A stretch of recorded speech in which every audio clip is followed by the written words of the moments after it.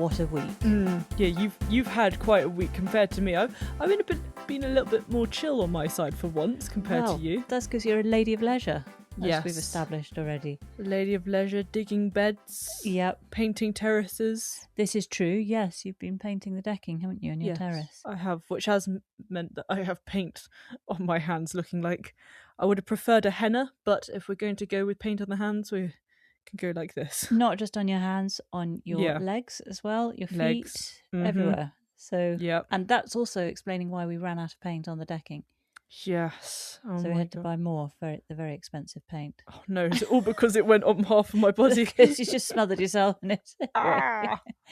Yeah, I've had a less chilled week. Work is quite tricky at the moment. I think it is for a lot of people because I'm certainly seeing the impact of the current war in Iran. And it's really impacting my business. My clients are all very nervous because people just don't know what's happening from one moment to the next. It's no, just, they don't. I've never known anything like this in my lifetime of just this unknown, this, exactly. What am I going to wake up to? And I'm constantly checking the news to see what the latest tweet is that's come out. Yeah, exactly. It's always mad, tweets, isn't it? It's so ridiculous. Oh, I can't believe this is what's happening. Yeah, and then we're constantly checking what fuel prices are doing, and it's always scary when the car's then low on fuel because you're like, oh my gosh, how much it's going to be next time and stuff like that. So try not to go places too much. And the cost of various products going up, anything that's fuel oil based, petroleum based, paint. A lot of plastics, paint of course is expensive, that sort of thing. So yes, it's been I haven't been quite as chill as you. I've been slightly fraught. No, anyway, that has been giving me a bit of grief. But apart from that, I went to the dermatologist this week. You remember I talked about how I went to Boots to get a photo taken of a lesion on my face. Yes. And it's just above my lip on the left-hand side, upper lip. And they kind of prod it with this big stick but has a camera on the end of it. That's it. It's so weird. So there's some really unpleasant photos of me now available where the camera's basically looking at my nose. It's like when you don't realise you've put the front camera on your phone and you suddenly are met by this awful face with the triple quadruple chin. Anyway, Boots now have that. So I took it along to my dermatologist because I did see him previously and he dismissed this lesion. He was very dismissive. Be quite dismissive. He treated me as if I was a bit of a nuisance coming into his office with any dermatology issues. Yeah, when that's his job. Yeah, very odd. Anyway, so I went armed with the report from Boots and he had a look and then he again seemed quite dismissive. And in that moment, whilst he was looking at my face, I thought, oh no, if I let him be dismissive and say there's nothing to worry about, because previously he's pretty much sent me back out. He gave a quick prod of the liquid nitrogen. Literally just one tap. Barely felt anything. But I didn't feel anything. It didn't burn. It didn't hurt. And that was really just to get rid of me. And I thought, oh no, if he's just going to be dismissive again. And then I say, haha, I have this report. You are wrong. Yeah. I didn't want to embarrass him with that. And, it would have been this horrible, awkward moment. Yeah, it's quite difficult. So I suddenly, in the middle of him looking at it and sort of, not really taking it that seriously, I said, and I have this report from Boots. Yeah. They recommend some liquid nitrogen just here. And then he had a bit more of a close look. And then he went for it with the liquid nitrogen. He did like a huge perimeter around it. It just created the huge welt. Yeah, on my lip. Exactly. And it's numb. It really hurt when he did it. But I'm pleased to have it done. And if it scars, I'm at an age now where it doesn't really matter. Yeah. It's just a little story to tell, like that was a shark attack. Something like that. Or a snake coming up, jumping up and biting you in the face. Yeah. Exactly. But I can't see it from here actually, so. Good to get it done. But the issue was that the lesion was just so small. It was like a pinprick with a ring round it. So it looked a bit like a tiny, tiny volcano, that sort of shape. Yeah, like a crater. Very easy not to notice, especially the first time I went into him. But, it's important to keep an eye on your skin, isn't it? And you just make sure you're always checking. I know. You've got lovely young skin, but just keep an eye on anything that looks a bit odd on your face because they can be the tiniest, most insignificant things. Yeah. and it is actually cancerous. It's very weird. Very scary as well. And I also had a look online to see if I could buy my own canister of liquid nitrogen. Did you now? Because I thought that would just be so much more helpful. Then whenever I've got, my shoulder, I'll give that a zap, sorted. Oh gosh, I could just see myself coming home one day and you just going, covered in scars. Everything just covered in welts and all sorts of stuff. Just like, yes, I was using the wand, maybe a little bit too much. And I'd be like, oh no. But you can't just buy them online, probably on the black market or the dark web or something. I could get my own canister. I wouldn't trust that stuff. I don't want to ever venture over there. Nope. So I'm just reliant on my dermatologist for now. Very frustrating. But we did talk about this actually the other day, about how when I'm doing dentistry, I could at the same time do a kind of side qualification, side qualification in dermatology. Yes. For the face, since I'm around there anyway. Yeah. Might as well check it out. You're in the best position for it. A dentist has a full view of your mouth and your face. Mm-hmm. They're up close and personal. They could check it all out. They could say, I think I can see something that we should perhaps have a bit more of a look at. Yep. Or they might say, don't need to worry about that. That's just a sunspot. Mm-hmm. And I would sleep better at night if I knew, and I'd pay a premium if I could go to my dentist and know that they were sorting everything on my head. Everything in my head and on my head. That would be amazing. Because apparently good dentists can tell if you might suffer from sleep apnea or I have diabetes, snoring or anything like that, because they can see if your jaw is a sort of more restricting around the airways. Yeah. And you've got a wide jaw, you've got a narrow jaw, that kind of thing. Yeah. What's the diabetes thing? Oh, I think they can just kind of tell from kind of the gums and the inside and stuff like that. Right. If you've got kind of other problems. Yeah. I remember learning a whole load of links between diabetes especially and then your mouth. Heart and mouth and everything. Wow. So there's a whole load of connections. Yeah. You need to look more into it. It's the gateway to the soul. That's what they say, isn't it? Gateway to the rest of your body. Gateway to the rest of your body. And also your brain, because they recently found out that the bacteria associated with gum disease is the bacteria that causes dementia. Yes, that was it. So that's why it's so important, folks, to floss. Floss is just so critical. I know. Floss I need to it all away. Flossing. You need to get flossing. Yeah. You've got lovely teeth. But yeah, I was struggling a bit, and then I started flossing and everything's sorted. For you, it's become quite a habit. Habit, yeah. You I always see you doing it. It's just kind of like, okay, flossing quite a bit. Yeah. But no gum disease. Yes. Anyway, balancing the rough with the smooth, it was also we celebrated my birthday this weekend. Yes. And we went out with friends for a lovely, long, lazy lunch. Very in the sunshine. Yeah. My favourite way to eat in the sunshine. Yeah. With a glass of rosé. Yes, exactly. Chilling. But it wasn't too hot, it wasn't too cool. No, it was perfect. I would say it's fairly perfect. Really nice temperature. The food was mediocre. Unfortunately. Disappointingly expensive for something so mediocre. But the company was great, and it was just a lovely way to spend the weekend. And then, on top of that, you had made me a gorgeous birthday pudding, really. A birthday tart. Birthday chocolate tart. Don't know which one it is. It's kind of... Tart sounds posher, doesn't it? Tart does sound posher. But it's got a kind of biscuit base and rim, very thin biscuit base and rim. And usually it's kind of a mix of a kind of digestive biscuit, because that's slightly savoury, and then Oreos as well, because I'd like to crush Oreos on top of the chocolate to make it look like soil. Yeah, exactly. But we need to explain why you want your cake to look like soil. Because then you put pansies on top. Pansies on. And that looks really, really pretty, and it just brightens up the whole piece. I got some photos, so I'll stick that on our website. Yeah. But it's delicious. Coffee and chocolate torts. Yeah, that was a very nice surprise. Thank you. Very happy you like that. And how about you? How have you been getting on apart from digging in the garden? And painting. Other than that, I have one thing actually to talk about. I was looking around recording music studios around the UK. Oh, yes. And obviously there are loads in London, so I've been looking at those. And then I was just kind of looking at some others slightly further out in different areas, and the best ones, obviously. And I came across this one in Gloucestershire, Cheltenham. Yeah. And I think it was called Yellow Shark Studios. And the first thing I saw was Monty Don, a picture of Monty Don at the studio.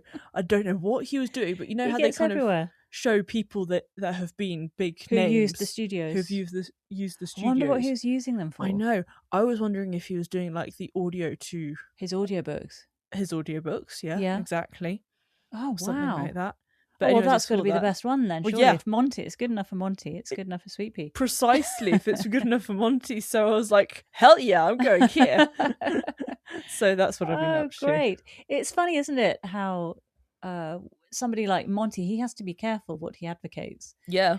Because people are relying on his recommendations. And if he's happy to have his face on that, you think, well, I don't know, Monty seems a trustworthy kind of guy. I imagine that must be a pretty good one to go to. I think so. Did you contact them? Yeah, I did. Great. And I'm going to be seeing them soon, so that's cool. Fantastic. Yes, very happy about that. Thanks to Monty then. Thanks to Monty. Woohoo! The online influencer.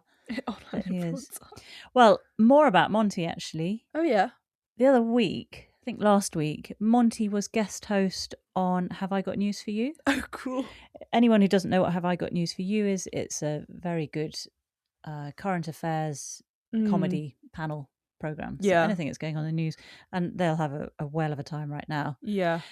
With everything that's going on. Oh yeah, they will. And on one of the teams, there was the team captain, Paul Merton, who's been on it since its conception. Yeah. Very, very funny man. And then his guest panelist was Chris McCausland. Yes, I love him. He's Chris, great. Yeah, so he was on Strictly Come Dancing. He's a comedian and he's been on various other comedy panel shows. And of course, he's blind. Yes. So Paul was describing to Chris anything visual. Yeah. So that Chris had an idea of what was going on. Like they do on QI a bit when they have to show the photos and stuff. Yeah. Monty really leans into the usual sort of Gardener's World slow, calm vibe that we all know Gardener's World is about. Yes. The Friday evenings about just chilling. And he says, I thought it might be nice just to have a few quiet moments with Ned.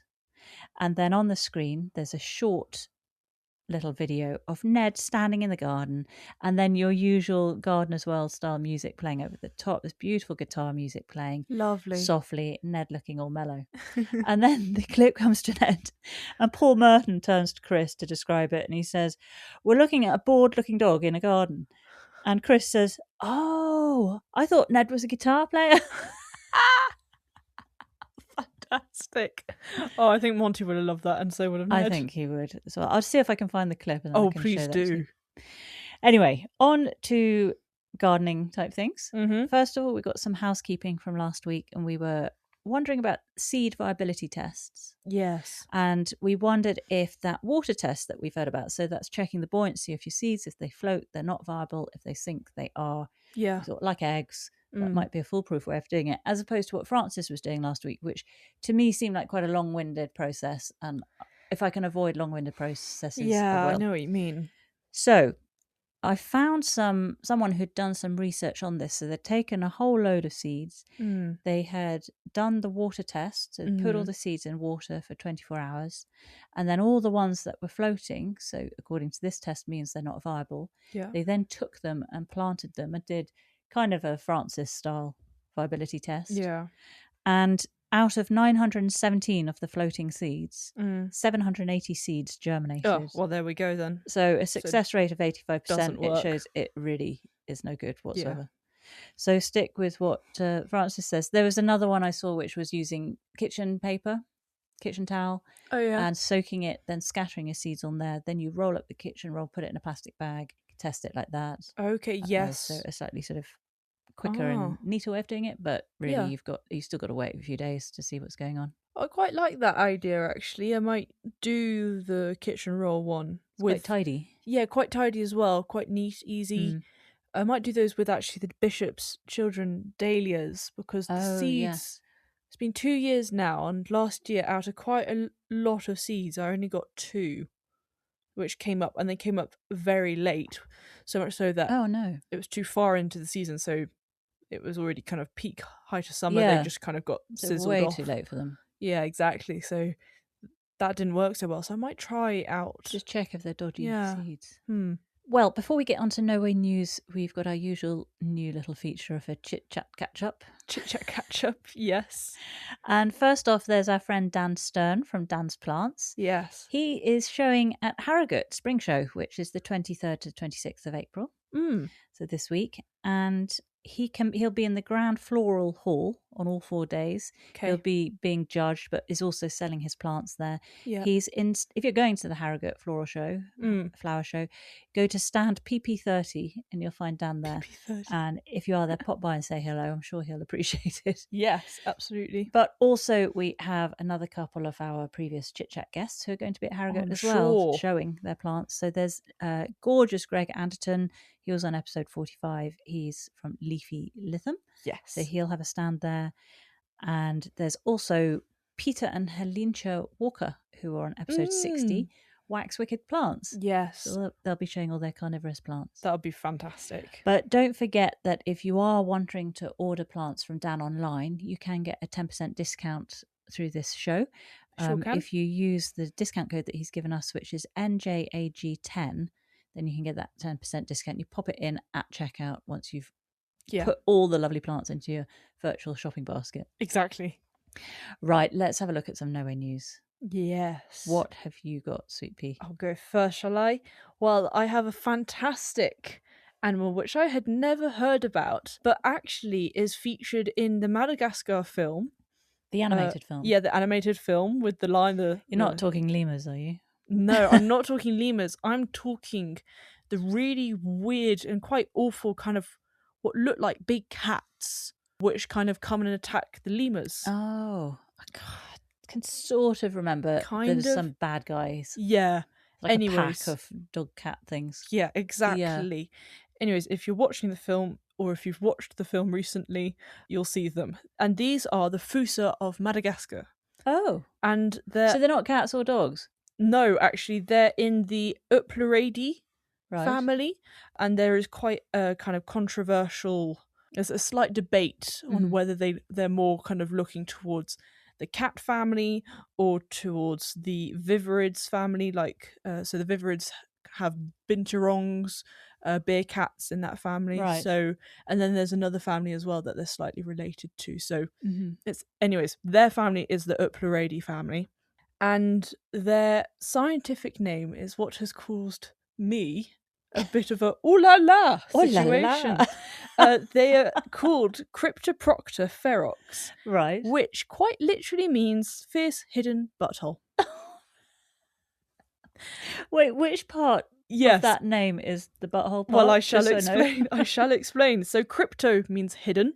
Right. So like cryptocurrency. Yeah, exactly. Cryptocurrency. And then procta means anus. And then obviously the ferox bit means fierce because they do have a reputation for being slightly aggressive. Well, they were nasty on the animated thing, I seem to remember. They were. I just thought they were badly drawn dogs. Oh, did you? On that show. I just thought all the animation was so good. No. And those I just thought... in fact, I think I thought they were some sort of mythical type creature as opposed to anything real from Madagascar. Oh, funny. So that's interesting. So this is a whole new species of animal that I didn't know about. Yeah, completely different. I mean, they could almost look a bit like a cougar, I suppose. Right. Or like a huge stoat. Yes. Kind of thing. They have big eyes. So what's the butthole bit about? Well, that's because they have this...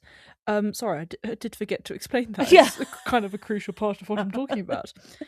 So they have this kind of flap which comes and protects... A kind of pocket-like flap of skin that conceals their anus and genitals. Oh. Which is quite good. It just means it's all a bit more protected down there. I like the sound of that. Instead of the buffalo, which was getting its genitals ripped off the other day you were talking to me about. Just throw that in.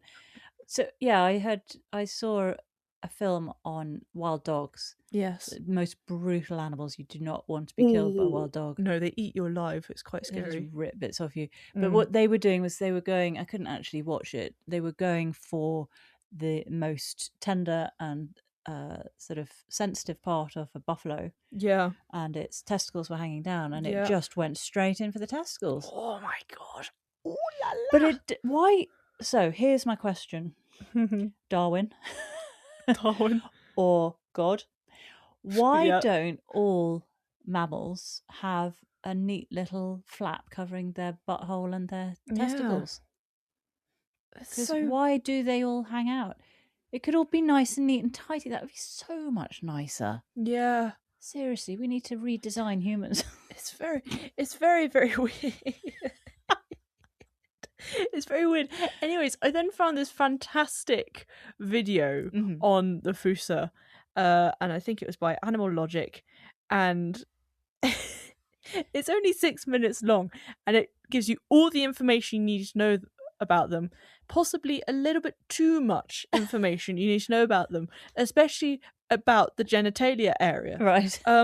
Because I'm not going to go into it because I'm going to allow people to watch the video. Oh, you send me a link so I can put it on. Yes, I will send you a link, of course. But there are also some other interesting facts about the genitalia. Okay. So don't be watching it with your grandmother, because apparently this one person, I read the comments below, which are absolutely hilarious.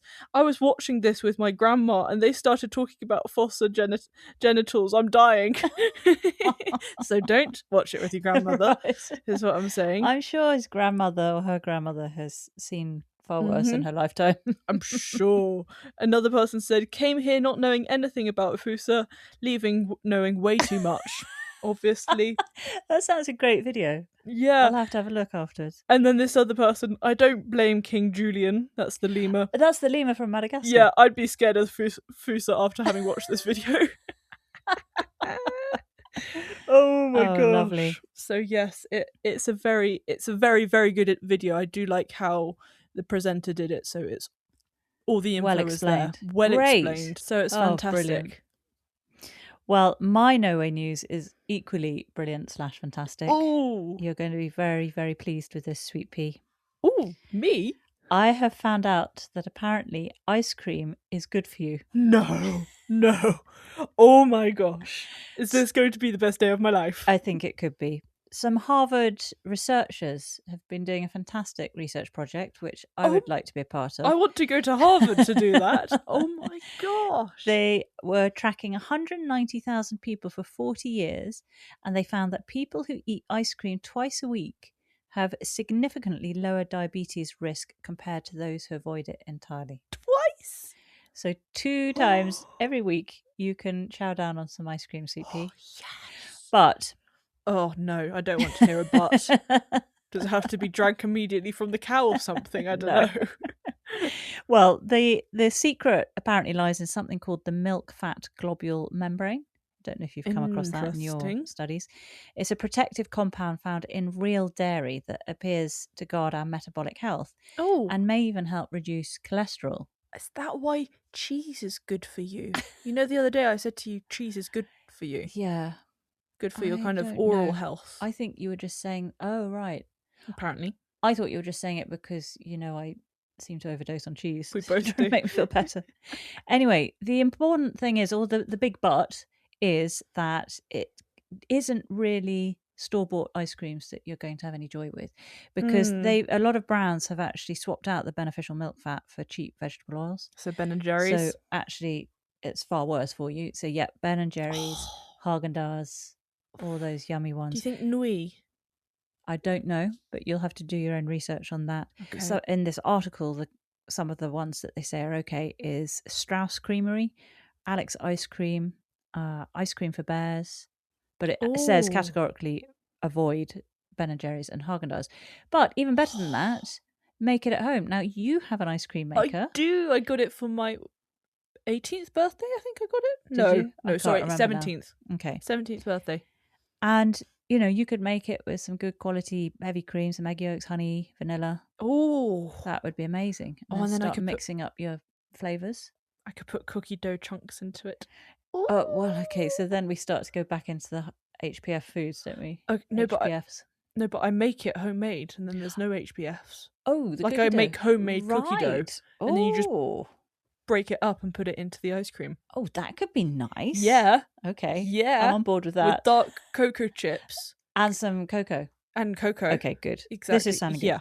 Good. Well, some good news for you nonetheless, regardless of how you're making ice cream. Yes. Very happy about that. All right, shall we look at plant fun facts? What do you have for me this week? So I have a very interesting one, making my search engine fabulously fabulous these days. It's about how a single rye plant, you know what a rye plant is? Yes, I do. A kind of grassy thing that grows everywhere. Rye bread. Yeah, rye bread. Very true. Good point. Rye stone cowboy.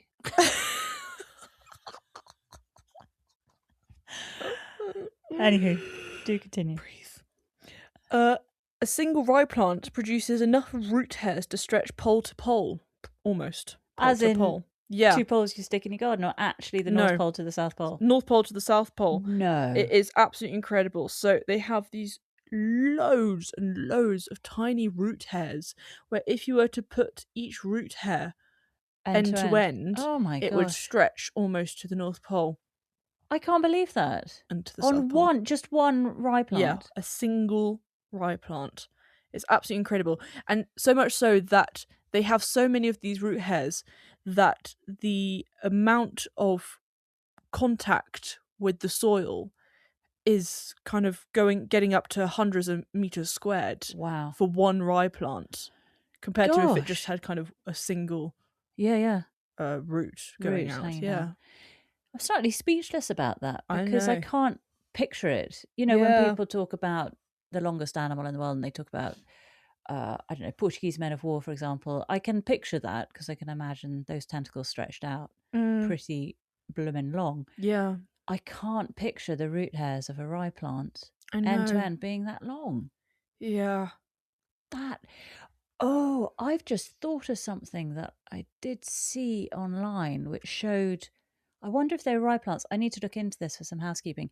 It had on a wall, it had real grasses, it looked like, but they were behind a perspex wall, so you could see everything that was happening. So you could see the plant above the ground, and then you could see everything that was happening underground. How cool. And it showed these enormous long roots. I wonder if it's this going way down, and the caption underneath is something about, you know, how important it is to keep native plants in situ and how they stabilize the ground and all this kind of thing. I wonder if that was rye, because now seeing that these were meters long. Yeah. And that's before you've even stuck them end to end. Yeah, exactly. And then added all the secondary and exactly. third, fourth, fifth roots. Gosh, how interesting. You've taught me some very interesting things this week so far, Sweet Pea. Oh, very good. Only just begun. And you've taught me about ice cream. Yeah. So I'd say all the important stuff. We've done a good deal here. Well, I have a little animal fun fact. Yes, tell me about yours. This is about a very pretty bird in Papua New Guinea.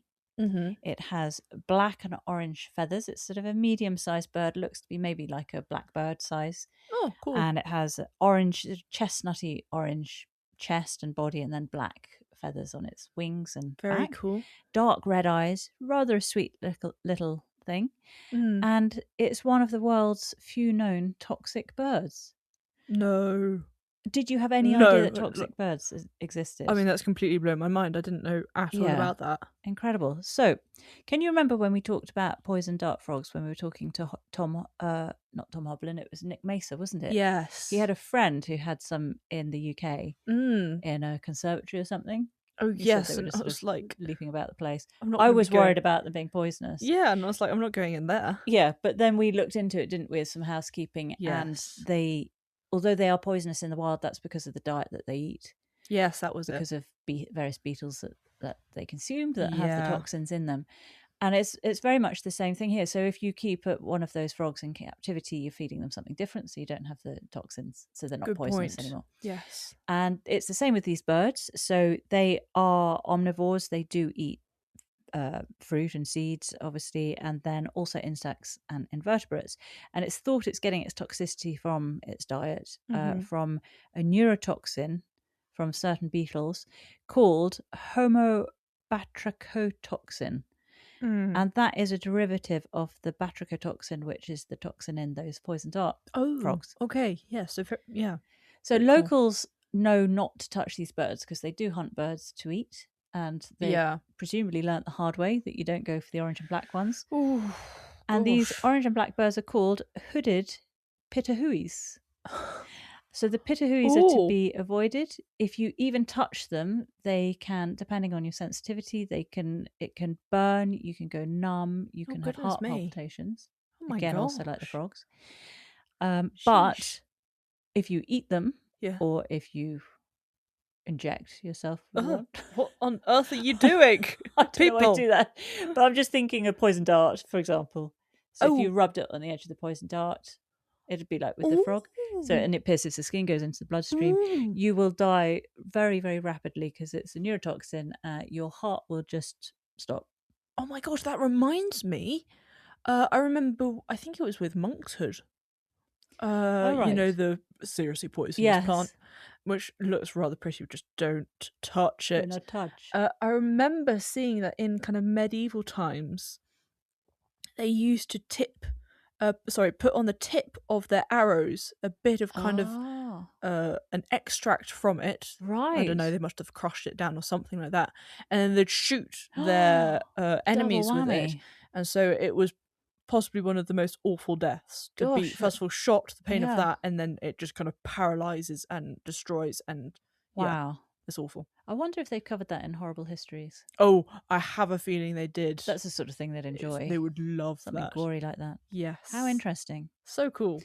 Well, I will put a link to that article, a fascinating bird. Again, something I didn't know about until I was looking up some nowhere news for this week.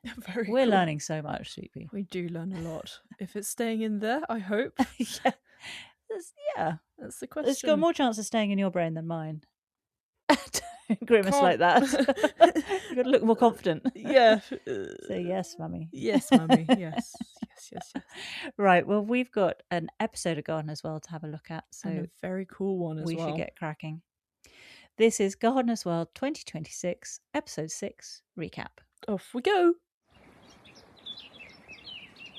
Well, Monty's been let out into the wild. He's been on Have I Got News for You? He's escaped Longmeadow. Out of the prison. Yeah, he's just off everywhere. And he is at the 2 acres of the Queen Elizabeth II garden. Yes. And this opens to the public in 10 days' time. That was from when Gardener's World was on, which was the 17th of April.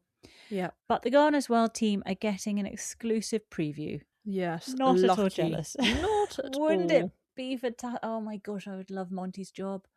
Just to get to wander around and talk to the key people involved and just enjoy the plants without everyone else there. And he had fantastic weather as well compared to one person we see on here. You know what it reminds me of is if you go to IKEA, it's a nightmare, isn't it? Because there's so many other people. Yes. But if you get there bang on 10 o'clock when they open, yes, you're in those doors, you fly past all the dawdlers, suddenly you've got the whole space to yourself. I imagine that's what this is like.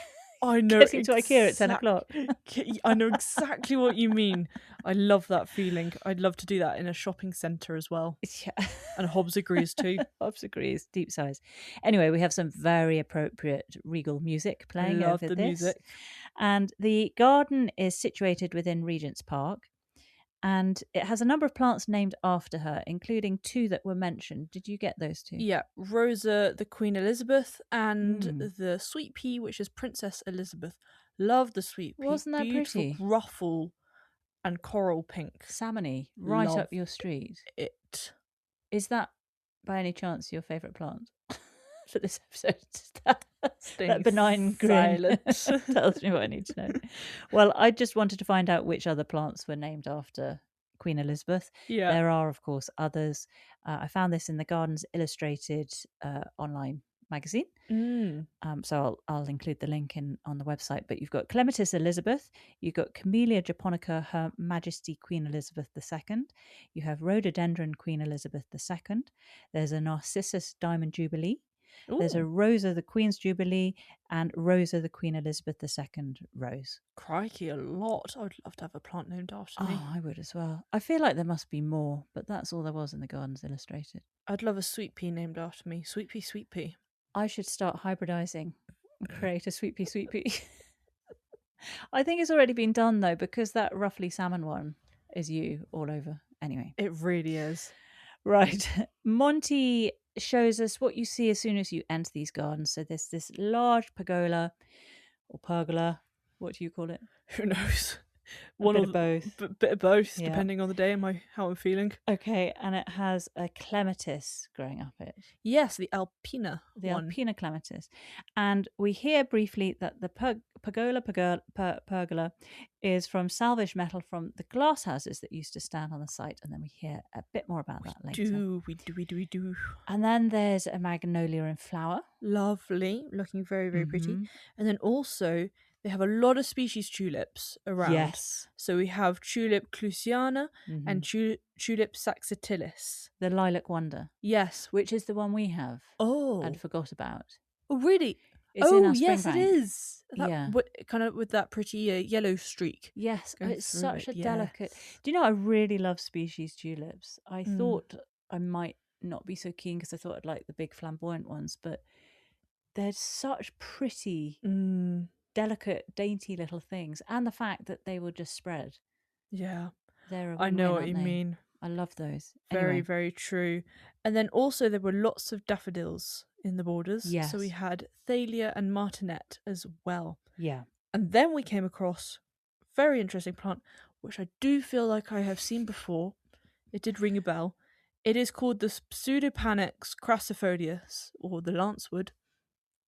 And what it does, it seems to look fairly dead, all brown, scruffy little thing when it's not at its mature height.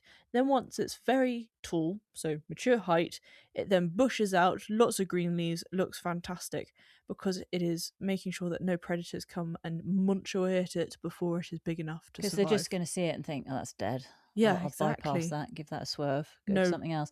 Nothing lush there. And when it's grown up tall, assuming there are no giraffes in New Zealand, then it'll be safe to flourish up top. Yeah, and exactly. This is, of course, from New Zealand, and that's something that's mentioned, is that the garden also reflects the Commonwealth. So some plants in there that you're less likely to see in a British garden because they're from various countries in the Commonwealth. Yeah, exactly. Yeah, that lancewood was extraordinary. When Monty it was next to him and he was sitting on the bench, wasn't it? I know. And I just thought, look at the state of that. I know. And then he started to explain, then I felt really bad. I know. I was like, oh, don't judge a book by its cover. Yeah, it's like a scruffy dog. I just then started to feel quite affectionate towards it and felt awful for questioning it. Frankly, that's what Hobbs looked like. Yeah, it is when we first got her. And then we meet Matt Pottage, and I don't know, do you recognise the name Matt Pottage? I'm really bad with names, so okay, no. So no, that'll be... Well, we had Owen Heyman on one of our chit-chats. Yes, we did. Recognise that name. Owen is an encyclopedic knowledge of the best nurseries around the country go to. So definitely worth listening to. But he also talked about conifers. Now, Matt apparently was the curator at Wisley prior to this gig that he's got. And Owen said, you know, even if you hate conifers, you'll go in hating conifers at Wisley with everything that Matt's curated, and you'll just come out absolutely loving them. Oh, fantastic. But Matt's new role is a somewhat long-winded title. It is Head of Horticulture and Landscape Strategy of the Royal Parks. Now, Matt explains the different areas within the garden, the Queen Elizabeth II garden. At the entrance, there's a shaded area with big hornbeams and a woodland planting style. So a dry shaded area there. And then there's the water area where you've got water plants and marginals. Yep.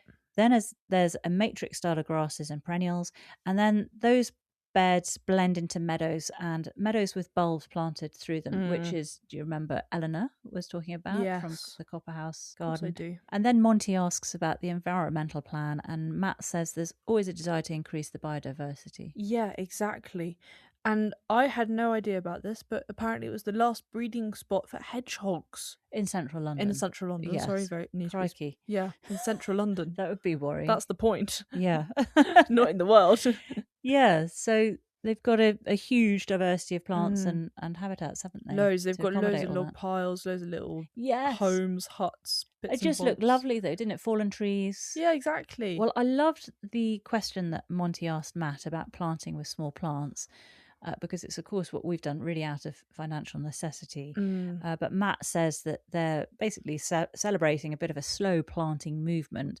Just let things establish slowly and well, and they'll root deeply.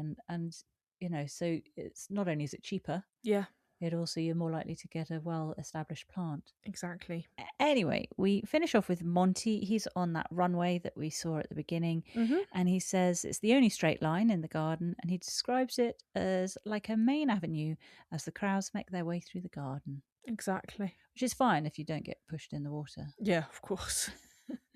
I would really very much like to visit this garden for sure, and especially after hearing Advolly's piece on it. Yes. So it's very this interesting. next section is the wonderful Advolly Richmond, who of course we had on a chit chat. We have a huge soft spot for Advolly Course we do. she was so much fun and so down to earth and so lovely and so interesting. Yeah. She's our favourite. You shouldn't have favourites, but she's our favourite. Yeah, anyway, of course she is. She's exploring the history of Regent's Park. So I'll give you a few of the key points that I picked up on. Yes. So first of all, it's 400 acres, which I had no clue it was that big. Yeah. Henry VIII first created the park to hunt deer, and then by 1810, George IV gave the park a new purpose and name. And the main thing about that point that Advolly talked about was that Prince George was known as Prinny. And I just thought that sounded so quaint and rather sweet to call your Prince Prinny. Prinny. Excuse me, Prinny. Anyway, he wanted lakes, canals, vistas, a new palace. He wanted 56 villas for his cronies. Yeah. But he bit off a bit more than he could chew and lost interest after 8 villas, which that's reminds me of me. Yes. And me as well with my half-done paintings half the time. Yes, exactly. Anyway, the park now is, of course, for everyone, and Advolly particularly looks at the Italian gardens, which were created by designer William Andrews Nesfield, and he was known as the Major as he was ex-military. And this really stuck in my mind because I was imagining if you were ex-military, so you've lived this very regimented period of your life in the military, a very stark contrast to then becoming a garden designer, where you've got obviously more freedom, less. I mean, you could see some of his regimented ways in the gardens that he did, the planting style. Yeah, it was that annual carpet bedding style in very perfect shape. And it reminded me actually of something that I saw recently called the Brussels tapis de fleurs. Oh, carpet of flowers. Yes. Have you heard of this? No clue. This is the most extraordinary thing. You won't believe it's real, sweetie. It is, obviously it's in Brussels. Yeah. And what happens every 2 years, they will, across this 70 metre by 24 metre stretch in the centre of Brussels, they will fill it with flowers. And it used to be mostly begonias, but apparently begonias have become quite hard to come by in Brussels for some reason. I didn't read why. Oh, how peculiar. So they use dahlias now, and they tightly pack in, so it's not quite the same. It's not like planting that you see in the park. It's cut flowers essentially. Okay. They're put in a great big kind of reservoir of water. They pack all those flower heads in, and they create the most outstanding carpet designs you've ever seen. I'm going to show you 2 photos. I thought it was AI when I saw it. So have a look at this. This is the first one. Oh my gosh. Isn't that incredible? I mean, when you said intricate designs, I didn't mean that intricate. I thought just kind of like spots and triangles or something like that. No, this one's got fish in it. It's got a crane, as in the bird. Oh yeah, that's good to know. Crane, an industrial crane would be a wee bit look a bit bizarre, wouldn't it? Bizarre. And then this second one. Oh my gosh! I mean, that's really, really gorgeous. Isn't that amazing? That's amazing. And these are bird's eye views. So again, I'll put a link on our website. You get a bird's eye view of these carpets. You would not believe that was flowers. Looks like someone's painted on the ground there. Absolutely stunning. Yeah, that does look like a mural. Anyway, so this is what Advolly's saying. You know, William Andrews Nesfield, he used that kind of planting, which you often see in Regency towns around the UK. Yeah, exactly. Kind in of their plat. Parks. Sometimes they do a plat planting. Yes. And he apparently is known for designing over 250 gardens and parks across Britain. But anyway, after the Major's reign, his son Malcolm took over in 1864, and Malcolm came with a completely different style to the Major. Less regimented and very kind of naturalistic. Yes, which I thought was quite nice to go from a regimented to a naturalistic, just mix both a bit Shakes together. things up a little, doesn't it? Exactly. But by the 19th century, Victorian engineering meant that massive greenhouses could be built, and the Royal Botanic Society built a huge conservatory designed by Decimus Burton. And then Advolly shows us a painting of this stunning conservatory. Oh, really, really beautiful. It was gorgeous. But one better, one might say, matter of taste, but Decimus Burton went on to build the Palm House at Kew, which has been a choice of many of our chit-chat guests. Many of our guests. And I do think that is spectacular, but one that has really piqued my interest was the one that Ashley Edwards told us about on his chit-chat, which is the Scion Park conservatory there. Yes. That was really quite beautiful. Not as huge. No. But really quite an interesting shape, wasn't it? Yeah, I know what you mean. Anyway, then we have a sort of dip in the lovely, joyous music because we have the sad times of the World Wars. Yeah. So World War I, in 1914, the government built the largest wooden building in the world for a sorting office within the parks. Yeah. It was, do you know how big? No. 5 acres. Can you imagine a building that big? 5 acres? Oh my gosh, you need a car to get to each end of it. Yeah. That's ridiculous. And it sat at the heart of the park, and it was used obviously for sending out mail to frontline troops. Mm-hmm. And then it was completely dismantled after the end of the war. So there is no trace of the building at all today. That's incredible. Mm-hmm. That is absolutely incredible. And then we have a bit of perky music.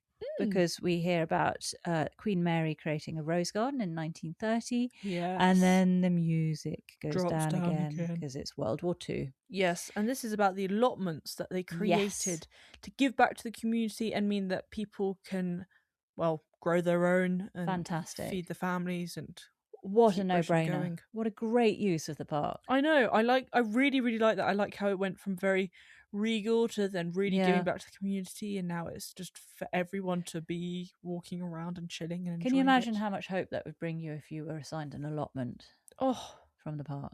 That would be amazing. Very cool. What a history of those gardens. Very, very cool.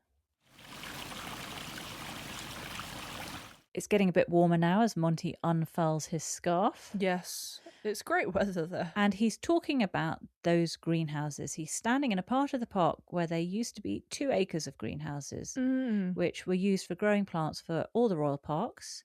Yeah. But they changed in 2018 when those greenhouses were superseded by a new nursery in Hyde Park. Yes. Which we do get to see later on. We get to see later. With Carol.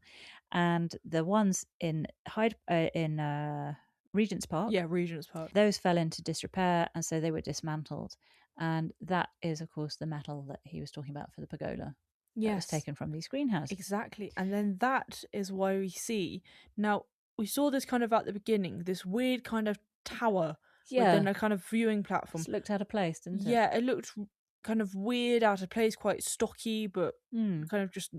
I was like, why? Quite functional. Why did they put that there? I was quite interested. But it is actually the old water tower from the greenhouses. Yeah. So they kept that bit, dismantled the rest around, and so it has created this great viewing platform, which of course is fantastic to look over a garden. Wonderful. I love being able to bit of the history. Look at a garden from above. Yeah, as much as possible. Yeah.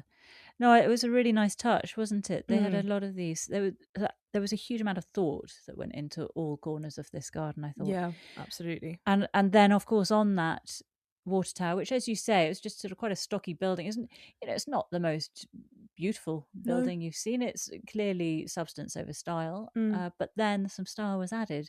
Yeah, and they had put on these beautiful ornate, kind of an ironwork sculpture. Yeah, really on all the walls to reflect the 4 different countries. Yes, did you get those? The kind of emblematic flowers. Mm-hmm. So for England, that's the rose. For Scotland, that's the thistle. Ireland, that's the shamrock. And Wales, that's the leek, of course. And then Monty has a sort of a bit of a chuckle about the fact that Adam had been to visit this garden, but back in November winter, when it was freezing and very wet. But we see Adam looking just cheerful as ever, big coat on. Doesn't matter what the weather's doing. You've got the right clothes. It's all good, isn't it? It was very funny. He was just happy to be there. Yeah. I mean, you know those news weather reporters who have to go to all sorts of places in different countries, and the people talking about the news, they're all kind of warm inside in the studio and stuff, and then they say cutting to Sarah in a hurricane being swept across the screen, stage left to stage right, and she's just like, okay, hi, we're gonna be all right. Is that how Sarah talks? Yeah, I don't know why I chose that accent. Really weird. So that reminded you of Adam, didn't it? Exactly like Adam in his big puffer coat, staring at the camera going, it's a dreadful day, but we're going to garden. We're going to do this. It's going to do this. Well, he was there with 200 people from all over the country who'd come. He was. Because they were taking part in a mass kind of bulb planting. And on this occasion, it was 11,000 bulbs going into the ground with these 200 volunteers. Exactly. And Adam's walking around with Matt, who's leading all the gardening teams across the Royal Parks. And the structure that he's given is that they do 30 minutes of bulb planting and then they'll get a 20-minute tour of the garden. Mm-hmm. So they also get to see the garden with minimal people in. They get to IKEA at probably about 10:15. Would you say? They get to IKEA around about 10:15. Okay. Then Adam asks how much there is to do, and Matt explains that there are 80% planted. 200,000 bulbs have gone in. Ooh la la. Matt says there are many plants in the park that the Queen loved. For example, the lily of the valley, her magnolia. And then we have a couple of scenes of Adam talking to some of the volunteers. So there's one volunteer who's in a wheelchair recovering from sepsis. I mean, what a woman. She wanted to give something back to the park and also connect with nature. So great opportunity. Yeah. There were a couple of other volunteers there. One of them said he was absolutely taking photos of the bulbs that he planted. Yeah, so where they were. See them. Exactly. I'm sure he could find them when he went back. Yeah. But a really nice community vibe, a really nice opportunity to be involved in something like that. And just loved everything about it. If I had been in the vicinity, A, and B, known about it, I would love to have done that. Oh, a really great experience, wouldn't it? And to say you were part of the building of that. That'd be cool. That would be so amazing.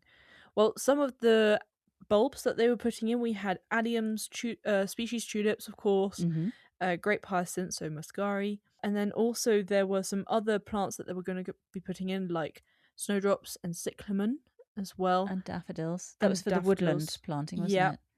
And this was head gardener Fiona Packe who was describing these plants. And then she went on to talk about the 60,000 perennials that are to go in. And there was a real mix of those. Which ones was she talking about there? So we had lots of Mediterranean herbs and then lots of phlomis as well, which is a fantastic plant to be putting around.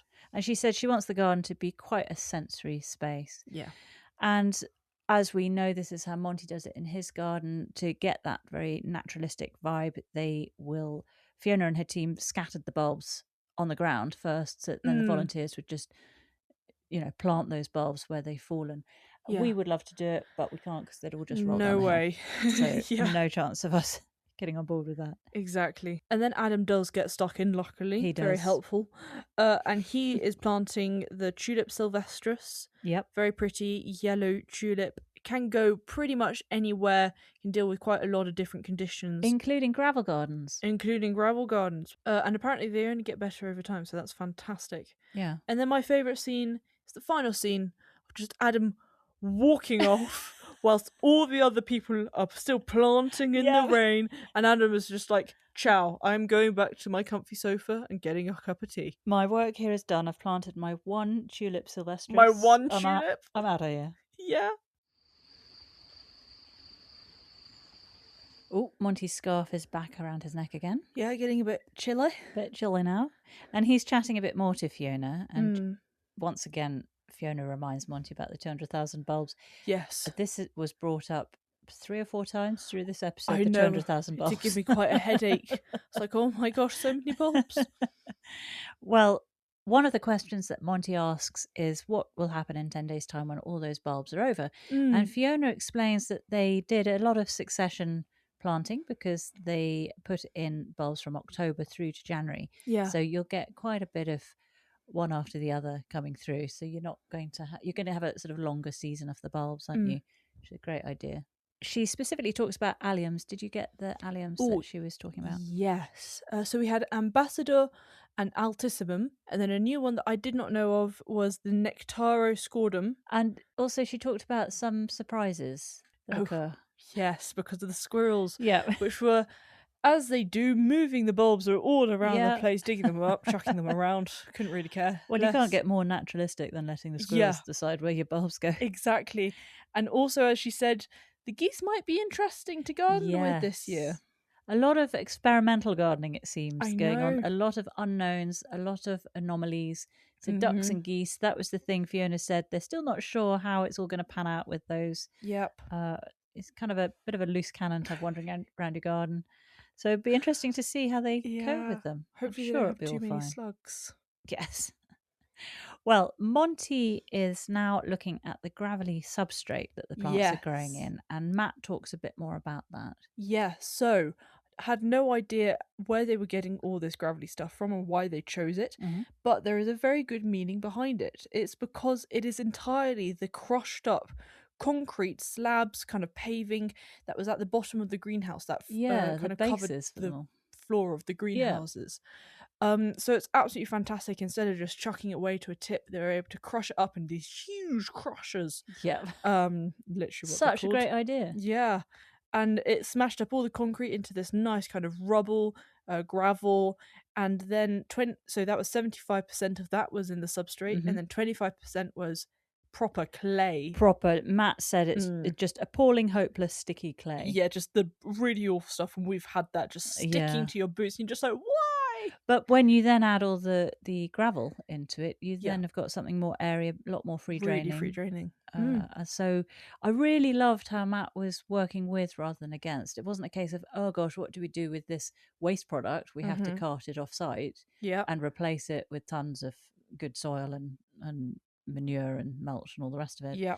He just said, well, we'll work with it. It's such a great idea because also, you know, people in their gardens, you might have a new build where just all the builder's rubble has got into your patch of garden and you can't grow anything in it. Like, it's showing you how to work with what you've got and adapt your planting to it so that you can really have anything anywhere, can't you? And it means that the plants are getting bigger root systems. You don't need to stake because they're not getting leggy because there's too much nutrients.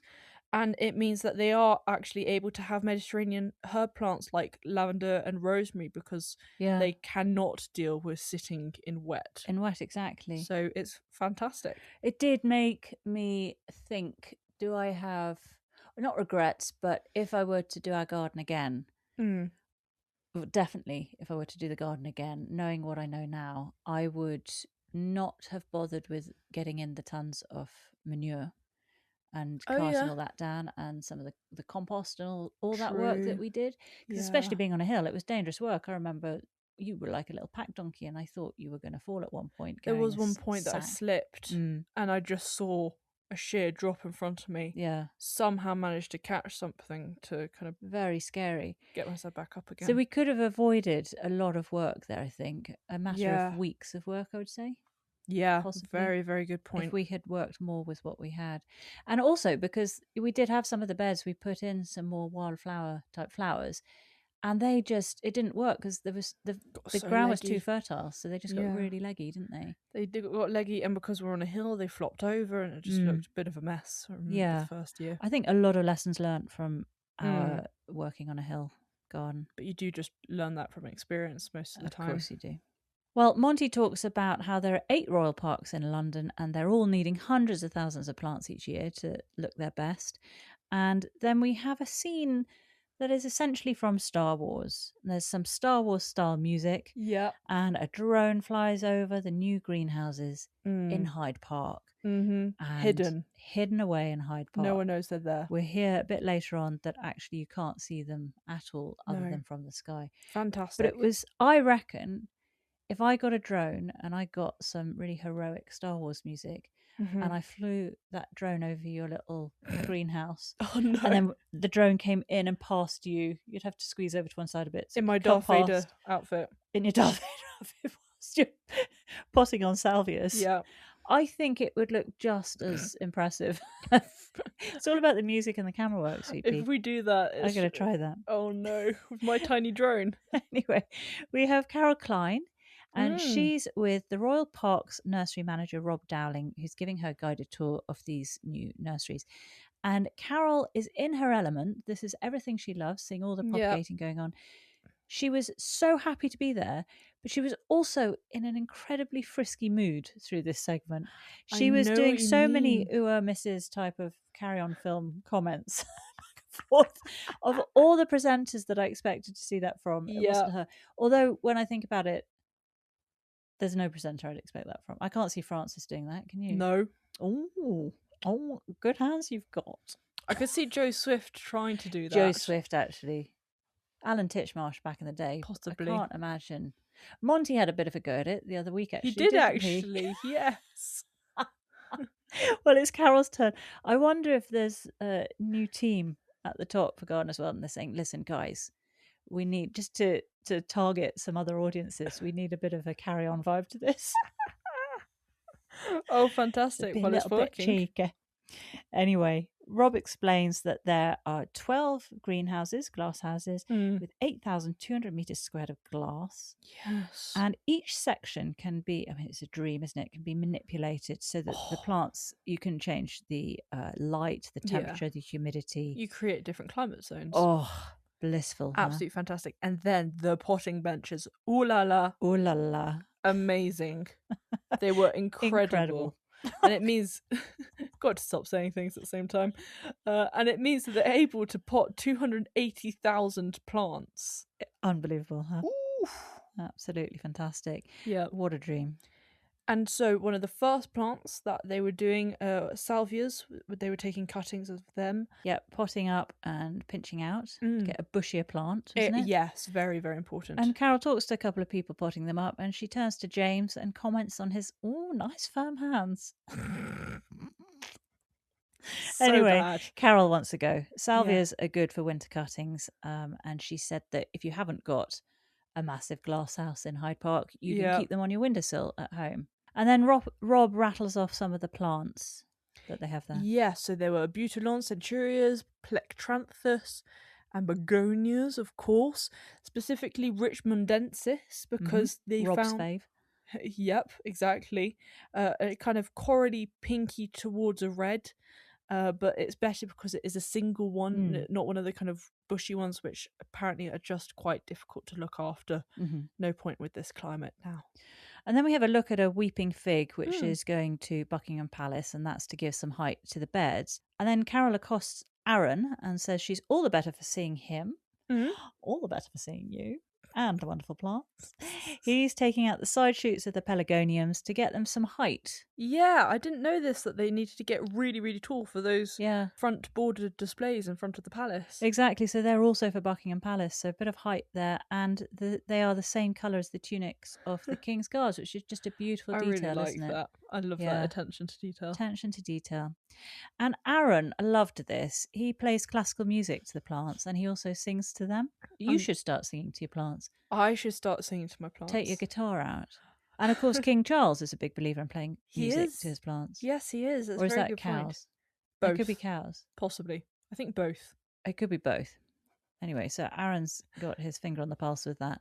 And then there's another crowd of people working there, and this time they're volunteers. And they're taking cuttings from the Lady Plymouth. You count 2 nodes from the bottom, take the leaves off the bottom, pop it in a plug, and give the lady just a little squeeze. And Carol asks, does she mind? There's a lot of hearty giggling. They all think this is very cheeky and naughty. Very. Slip that into Gardener's World. Anywho, Rob also then shows his extra special plants that he's growing for the new gardens at Regent's Park. Oh yes, and they had the Salvia caradonna. Caradonna is fantastic. It's so hardy. It's easy, isn't it? You can just plonk it anywhere. It really bushes out as well. Yeah, and it's not a flopper. So it's not a flopper. We leave it out. We leave all our salvias out, and that one, it has no issue with any frost whatsoever. Yeah, it's very, tough very little good. Plant. Tough big plant, actually. Yeah, I get quite big. back over to Monty, and he's talking to Samara and Neve, and they've been working on the gardens since October through all the elements. They're planting in those salvias that Carol was looking at, and they explain that they'll come through in May, June after all those bulbs have finished, and then they also say you can just keep them in over winter, no worries there. Absolutely. And then Monty walks over to the centerpiece of the entire garden, which is the magnolia. That's the salsifolia, which means salicifolia, and that's the willow leaf. So it means they've got slightly thinner leaves, and that is the Wadder's memory, the Queen's favourite. Very pretty, pure white. Well, talking of magnolias, we finally meet up with Frances Tophill, and she is in North Shropshire at Cherry Tree Arboretum, which has been planted by Liz and John Ravenscroft. They've been planting the magnolias over the past 20 years. They have, and we've seen quite a few sections over kind of the few months about magnolias. So there's the usual thing of they date back to the dinosaurs, pollinated by beetles. They have to be quite roughy-tufty. But clumsy old beetles. Yeah, with clumsy old beetles. They are scented flowers. But the thing I did not know was that the female part of the flower ripens before the pollen. So there is no self-pollination, which is very, very important. Clever. Isn't nature clever, sweetie pie? Very, very cool. And then there are the hybrids. So we had a Galaxy Magnolia, which has a fantastic succession of flowers. At 2 points it will flower. My goodness. Isn't that the dream? Who wouldn't want that? Absolutely. Double the flowering, so you get a good 2 months of constant flowering. Exactly. And then, not only that, but the petals fall before they go brown, just with the kind of a breeze of the wind. And Frances happily thoroughly shakes the tree. I was like, oh my gosh, I don't want her to shake me because I feel like I'll lose all my noggins. She's like, damn it, just fall. And no petals were wanting to fall. It was very funny. I did like that a lot. Poor old tree. And the point that Frances does make is that these magnolias at the Arboretum are planted on a hill, so the tepals are often protected by the hill from frost damage. Yeah, because it rolls down the hill. That's why it is a good city tree to have, because it's obviously protected by all the buildings. Exactly. And also I didn't know that the pink flowered ones fare better slightly than the white ones. No idea about that. And then she does also talk about the yellow ones as well. And they are very good for frost because they flower quite a bit later. Yeah, so they miss it. They don't get any frost damage whatsoever. No dramas And there. Going with the theme of today, there's one called Elizabeth and the other one called Gold Star. Yeah. And then finally, she shows us 2 more magnolias. So we have the Magnolia stellata. That one had been pruned quite a lot from the Magnolia Library area, which is where they kind of take cuttings, graft pieces. And it is a naturally smaller one as well. It is naturally anyway, isn't smaller. Exactly. So it's very good. It's quite a dumpy little small thing. So it's very good for in a small garden. I would definitely pop that one in. Yeah. And then there was Magnolia Genie, which looked like a fantastic kind of red wine coloured tulip on the slow tree. growing one, she said. Slow growing. Yeah. But what beautiful colours, weren't they? Really striking. Really gorgeous. And then the last thing she said was that apparently magnolias can bend, their stems can bend quite easily. So it means that wind coming through doesn't really harm them. And as Frances did with the last thing, she showed us again that they bend. So she really bent these branches back and forth. I was like, cool, blimey, that poor tree is like, look, you've just shaken me to death. Don't bend me to death. She was busy at that Arboretum, wasn't she? Yep.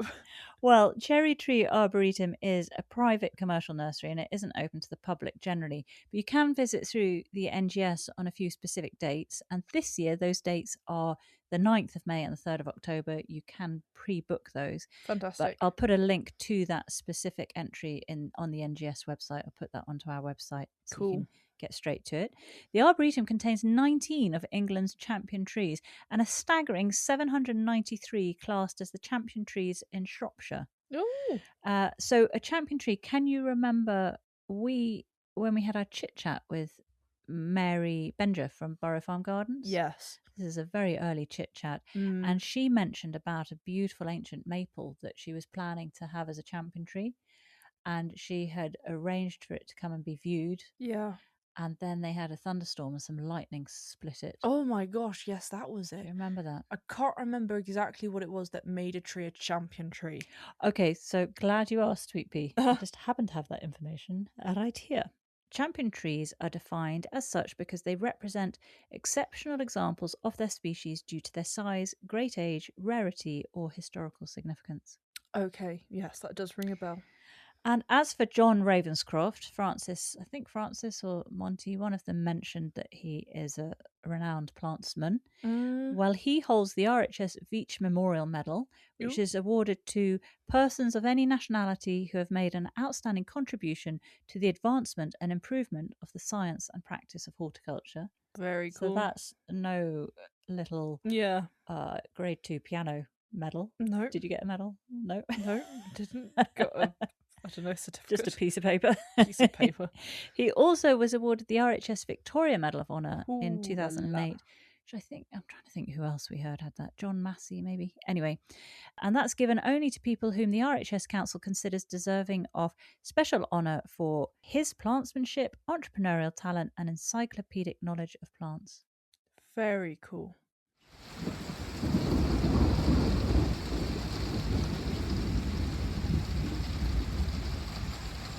Finally, we're back with Monty, and he's at a swale in the park, and it's basically a ditch, and this one's lined with London clay, so it holds water for a long time, but also completely dries out. But the clay holds enough water to allow some plants to grow there, such as Caltha, Iris, Ligularia, marsh marigolds, which I would like to get. Yes. And then the banks around it stay dry, so you can plant them with those Mediterranean plants. Yeah, it's just a perfect. So you can get a bit of everything really in one spot, can't you? I didn't know. I knew of the existence of something like this, obviously, but I didn't know it's called a swale. I know, it's quite a posh name just for a ditch. Yeah. I like it. I would like a swale. Should I go puncture the lining in our pond? No! Okay. What are you doing, you crazy lady? All right, shall we have a look at favourite plants? What was your favourite plant for this week? Oh. Well... was it the sweet pea? Yes, it was the sweet pea. Sweet pea. It was the Princess Elizabeth sweet pea. Yeah. It was just so gorgeous. Roughly salmon one. Yeah, I really, really loved it. What was yours? Mine, I don't know if you could guess from what a fusser's making about it, was the Galaxy Magnolia. Oh, yeah, very good point. 2 tranches of flowering, 2 months of flowering. Plus them petals on the floor. Plus looking the carpet of petals. What more could you ask for from a tree? I get it. Yeah. And what was your top takeaway from this episode? Well, the fact that magnolia stems are super bendy. Super bendy, as demonstrated by Frances Tophill. Exactly. Well, mine is the swales. Yeah. I really like the idea of that, to have such variety in a small space like that. Very interesting. Very, very cool. Well, there's an episode of Gardener's World next week on the 24th of April. This is episode 7.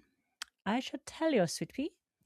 As the garden explodes with spring colour, Monty adds a dash of Mediterranean flair and flavour by planting lemons in pots. He also plants in the woodland garden and pots up summer bulbs. Sue Kent is in her vibrant Swansea garden, sowing tender crops, planting echiums and harvesting a delicious salad bowl. Jamie Butterworth is in Essex to discover why the humble euphorbia deserves to be considered one of the brightest stars of the border. There's also a trip to West Sussex to visit renowned garden designer Rosemary Alexander in her private garden, plus a passionate anemone grower preparing for their debut at the RHS Chelsea Flower Show. Ooh, very cool. And of course, we have no jobs for the weekend. So no, we're free. We're free to do other things. Dance, disco. But as always, we will be putting links to all the things we've talked about on this episode onto our website. So do check it out. You can go into a dedicated page and you can see everything from the Brussels flower carpet to how to look around the cherry tree arboretum. And also Fossas as well. And their incredible genitals. Incredible vegetables, incredible genitals. Oh no, that's not going to work. Anyway, our website, Sweet Pea, what is it? It is notjustagarden.co.uk. Yes, and also if you want to get in touch with us, if you've got any questions about what we've talked about, anything, any feedback, any fun facts, any fun, you're determined to get fun facts. I would love people to give me fun facts. Give Sweet Pea some fun facts, please.